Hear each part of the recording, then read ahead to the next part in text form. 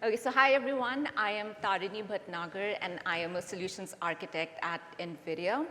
I'm based in Vancouver, Canada, and my job at NVIDIA is basically to help our partners and our end customers adopt NVIDIA technology and platform. Sorry, I never got my clicker. Okay. So what does NVIDIA really do? Like, why am I even here? In general, you can consider CPUs in your system to be all-purpose, the workhorses that take care of everything that's going on in your system in a sequential manner, which is good. But with time, there came a demand for increased data processing and better graphics as well, and that is where NVIDIA came in the picture with GPUs, where you basically have many cores working together, and you are able to execute all of your tasks in a parallel manner. So what this meant was you were now able to create really good visuals, graphics, which was really good for the gaming industry. But in 2006, NVIDIA came up with CUDA, which is basically a programming model that enabled these GPUs to be now work for general purpose computing. And what that meant was now we had the gate open for the GPUs to be able to be used for things such as scientific simulations, general purpose computing, deep learning, and simulations as well. It was around 2010 that NVIDIA saw the potential in AI and deep learning, and since then, GPUs generally became the choice of hardware for deep learning algorithms. And since then, NVIDIA has been releasing architectures which are able to handle and optimize AI workloads. So let's talk about some of the use cases of GPUs in geospatial world. So I would say fairly recent has been the use of GPUs in satellites. And we have something known as Jetson devices. And these are basically embedded devices for edge use cases. And by that, what I mean is, you could have this device embedded in a platform, and you do not require any sort of connectivity for it to transform or transfer any data to someplace else. And it has the ability to do some sort of processing in situ at that place itself.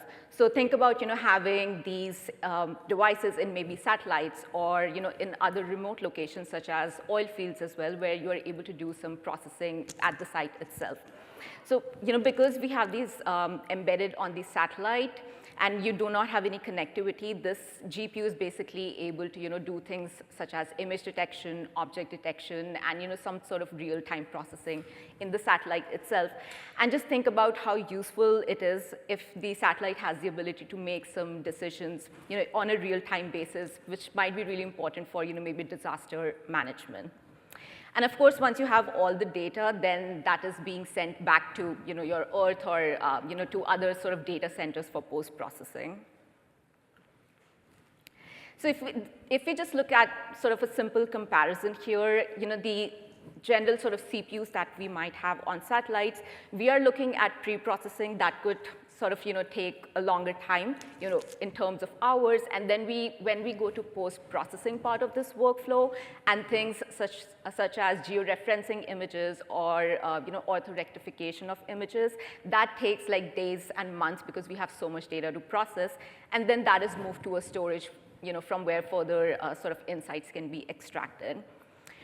Versus if we have GPUs on satellite, we already saw how they can help us with pre-processing in a really small amount of time, giving us the ability to have real-time predictions, but also in the post-processing workflow, which can be now done in a couple of minutes. And now, again, like just coming back to the point that it gives you the ability to make decisions really quickly. But with AI, what are sort of some of the latest use cases we are seeing in geospatial? So our goal in geospatial world is to create sort of a realistic 3D representation of our world. That's the goal that we have in mind.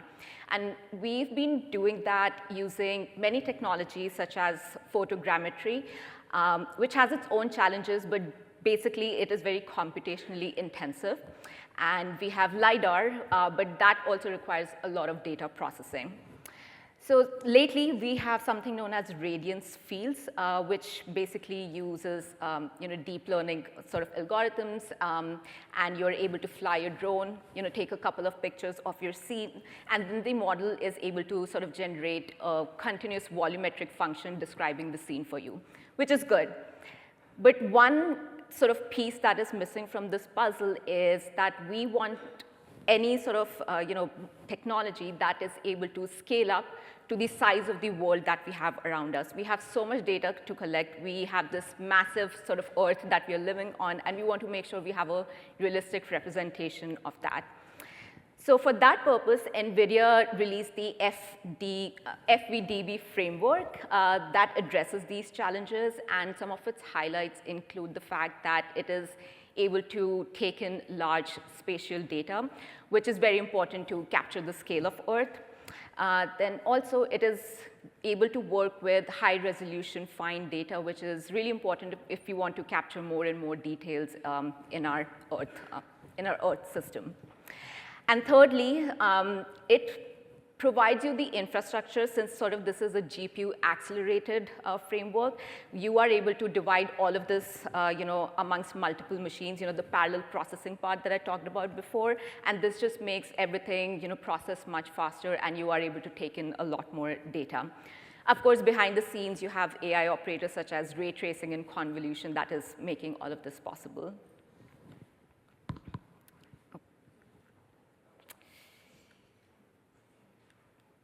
Okay.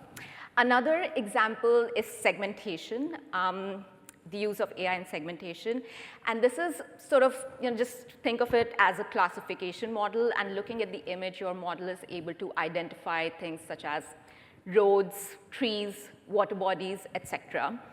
And researchers have been using algorithms such as UNet or segment anything model, and they're able to sort of segment the images into different sort of contents. NVIDIA in this space, what they're doing is trying to come up with accelerated versions of these frameworks and models, again, to come back to the point that you are able to process so much scene around us, and you are able to do that in a very quick manner. But why am I even talking about this? Like, how did NVIDIA even get into this space? This is because of our partnership with Mercedes for autonomous driving, which is being developed on our visualization platform called Omniverse. And for that, we need to generate a lot of synthetic training data. So let's see how we are actually doing that. So we have a car here that is just moving around a road. And first, we use radiance fields to create a mesh of the scenery around us. And on top of that, we have the segmentation that is now able to identify all the different lanes, roads, and networks, and pedestrians, crossings, everything, which is good. And then we also have the ground truth data from the road that the car was driving on at that moment. But is that enough data for us? No. Like for autonomous driving, we need huge amount of data. Even for that same road that I just talked about, how does that look like when there's a snowstorm, or during day, or during night, or if there's an accident, or a construction, how does it look like? Or maybe if a kid sort of comes in front of the car, what happens? I'm surely not hiring a kid to come in front of the car and enact that scene for us to create the training data. So all of this is being done through Omniverse, where we are able to create create and place 3D models onto our scene to create different scenarios. I do want to mention there are many scenes which are difficult to replicate in Omniverse as well, and for that, we have been using what is known as Cosmos World Model, and that is a part of our physical AI sort of framework. And what that just means is now we are able to generate scenes to ensure that whatever scene you have is following the laws of physics. So even if a chair is falling down, it follows these laws of physics, and we want to ensure that we have as realistic scenes as possible with us. Okay, so NVIDIA's go-to-market strategy is we work with a couple of key accounts. We develop the frameworks and libraries, and then we work with our partners to scale our technology and have our end users use it. So I do want to mention S3 because we have worked with them quite a bit. S3 has, CUDA accelerated a lot of their software, and this is just an example over here. Like they were able to reduce the time it took for, a 3D representation of the raw material come down from months to just, certain number of hours. I know this was mentioned in the morning as well, so I just want to reiterate on this point. And so S3 now has a GeoAI platform, and in my opinion, that's one of the most advanced implementation of AI, in a GUI-based sort of platform. And GeoAI basically brings together geospatial and AI, and you are able to accelerate these workflows. And I think they also have the ability to customize the workflows according to your sort of specific needs as well. And I know this was also touched upon. So NVIDIA recently announced with S3 and Azure a smart city blueprint. When I say blueprint, what that means is it's basically a reference AI workflow that we give to you, which is trained for a specific use case. So think about maybe a smart city, or a video agent, or a virtual chat assistant.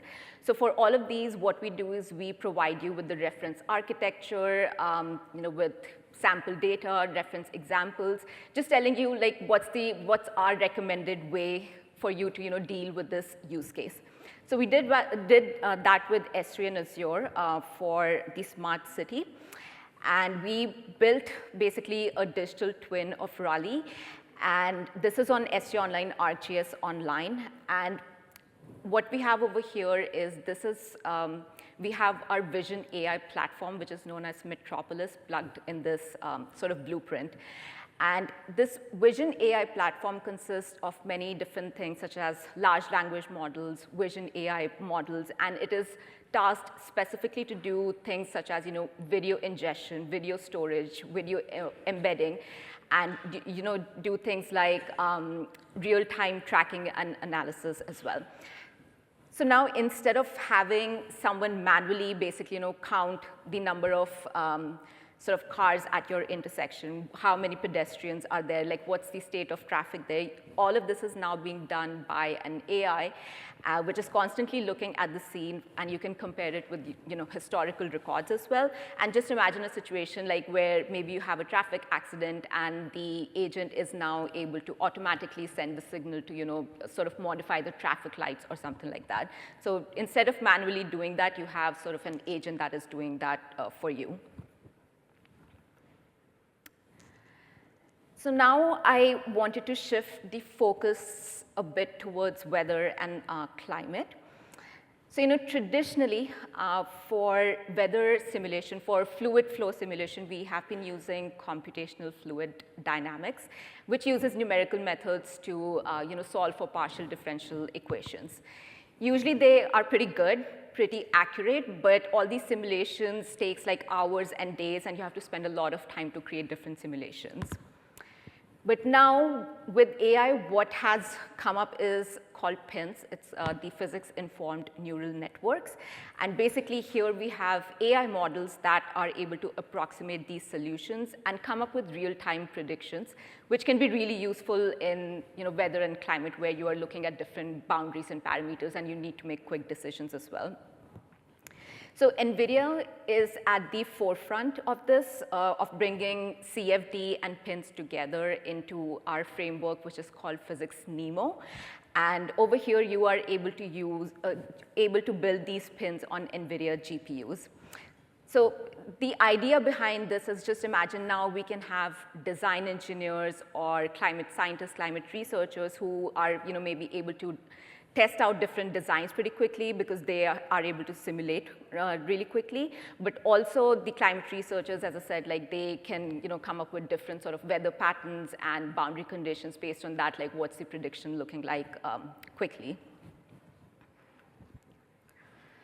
So I have referred to Omniverse a bit in my previous slides. So Omniverse, I just wanted to iterate, is the platform for visualization. And this is where we are able to build physics-based digital twins. So we are basically able to create photorealistic, very realistic forms of our visualization that you are able to interact with. Behind the scenes, you are able to plug in many different kind of data into it. It could be live data, simulation data, AI data, or just data from your generic database. Another thing is you can also sort of bring in your 3D data, be it your CAD models or your building data or your geospatial data as well. And you can bring all of that together to sort of create a digital twin for your visualization. This entire video was generated on the Omniverse platform. And what I was trying to show over here was this is a scene from Taiwan, and what we were trying to show was how the weather forecast can be used for hyper sort of local simulations as well. So we had data from Palm model, which is very high resolution, and you are basically able to simulate the atmospheric and oceanic boundaries. And once that is combined with the weather simulated wind fields, you could actually see how the airflow pattern would vary around different buildings and different infrastructure. So the idea over here was to show, just imagine if you are able to show this level of weather simulation to maybe local businesses, that how the airflow would come across within under these conditions or not. So everything was generated in Omniverse, and this is something that could be shared with the general audience. So the 3 miracles of AI in climate, what have they been for us?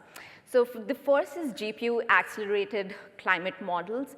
And I'm not even talking about AI over here. Just the fact that your traditional numerical models can now be moved from your traditional CPU clusters to GPU nodes, and now you are able to, sort of train and, have simulations really, really quickly in orders of magnitude, very, very much smaller than your traditional methods, is nothing short of a miracle.